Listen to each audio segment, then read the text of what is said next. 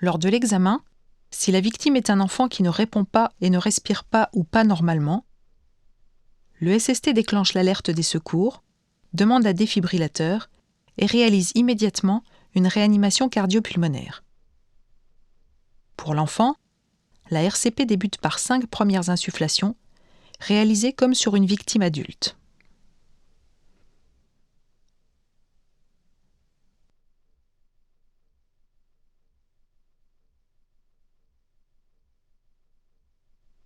Puis, le SST réalise les 30 compressions thoraciques. Il repère le bas du sternum à la jonction des dernières côtes.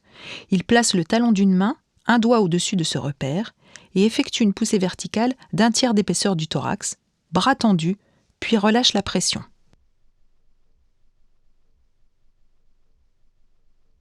Il alterne alors 30 compressions, puis 2 insufflations, jusqu'à l'arrivée du défibrillateur.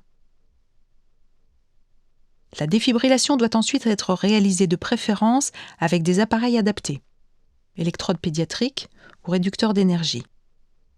La position des électrodes collées sur la poitrine de la victime doit être conforme au schéma du fabricant.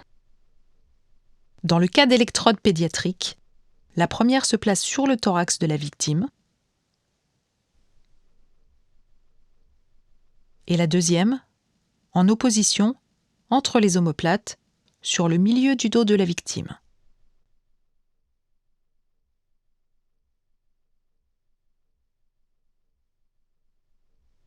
Le SST suit alors les indications de l'appareil